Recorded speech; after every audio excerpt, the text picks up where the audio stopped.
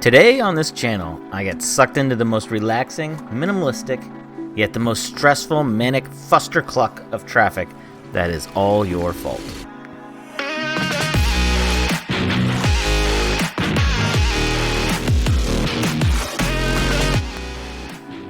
Good day, everybody. Qwikstreet here with another gaming, transportation, driving game.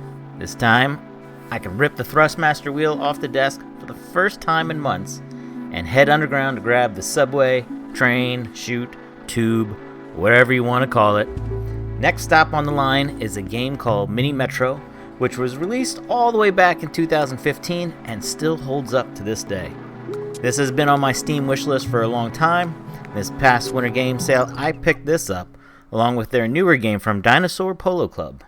We'll be talking about that game in a little bit in this video. Mini Metro looks very basic and simple at a quick glance, and it is, until it is not. The game relies on you to design the layout to get the trains from Station A to Station B, but using shapes. The passengers are also shapes which indicate which station they need to get to. You have to use the minimal resources available per map to figure out the most efficient path before a station is overcrowded and you have pure pandemonium in your stations, causing game over. What makes it even more challenging is each playthrough is random on which shapes will pop up where and in what order. The first couple of days or weeks into the game save is pretty easy. Once your score hits about 500, which you get a point per traveler delivered to the right shape station, it gets a little bit intense, as you might only have 5 available train lines, and you're waiting on a tunnel to appear to get across a waterway which has 2 stations unabandoned over there. Once I usually hit about 500, I typically delete all my lines and redraw them once I get a feel of what is the center important area of each map. If you play the extreme mode though, you are not allowed to delete any train lines or relocate any extra trains or assets. That mode, let me tell you, is just insane. If that mode is not your speed, they also have a more relaxing, endless, and a creative mode. Speaking of cities, look at all these provided maps. Some of these maps have different themed trains depending on the city and their mode of transportation. Later cities need to be unlocked by hitting very easy score goals on the previous city maps. And each city has its own challenges and leaderboards. There are also daily challenges where only your first score counts towards the overall weekly ranking, or daily ranking, I'm sorry. So if you get bored with the provided cities, you can also use the Steam community, which has mod support, and download user-created ones.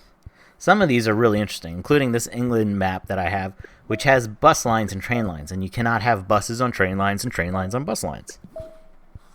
Since Mini Metro has been on my wish list, Steam's discovery queues naturally brought up the developer's 2021 release, Mini Motorways. It's the same concept, times 100. Because now it's cars going from homes to a colored location to return back to home. So you have to deal with traffic congestion, as well as the crazy randomness where it places everything. Most of the times, it makes your life a lot harder.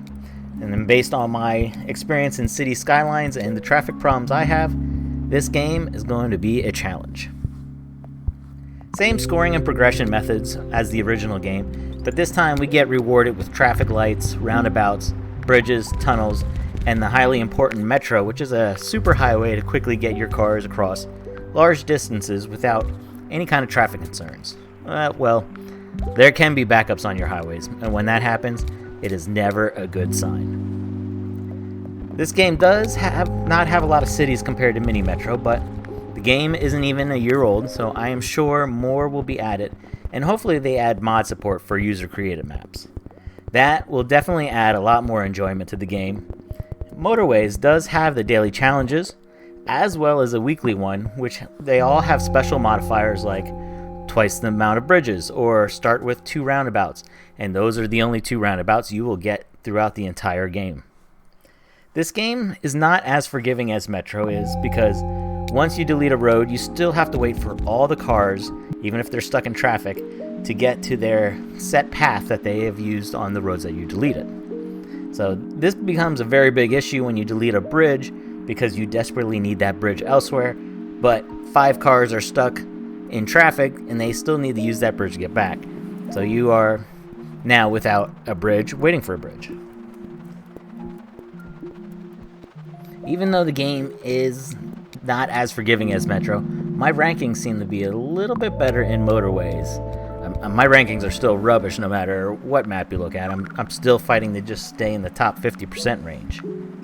One thing I would like to be added to both games is a collective leaderboard. So, in Metro, for example, there will be a leaderboard to track the added scores across all the in-game cities. This would make players want to come back, play other maps over and over, not to just improve that single city map score, but then to improve their overall game score / ranking. In conclusion, these games are really cheap. If you get them on the Steam sale or not, you can buy them together in a bundle and you'll get a decent discount right off the bat. I feel that the price of these games, you will get a huge enjoyment out of them because I already sunk in a couple of hours. I even picked up Mini Metro on the mobile app store for my Android, and that game was only 99 cents. Super cheap. I know this was my best pickup on this last Steam sale, and like I said, I will definitely be sinking a few more hours into both of these games. Let me know down in the comments if you have any of these games and how you like them, what you would like to see improved about them. Maybe the people over at DPC will take a look at that, and maybe they'll pick up on my global leaderboard thing. Maybe they'll pick up on some of your other ideas down below. So also, please don't forget to like and subscribe if you enjoyed the content here so far on Qwikstreet Sims. And that about wraps it up for me today. So, peace out everybody, and see you guys on the flippity flip.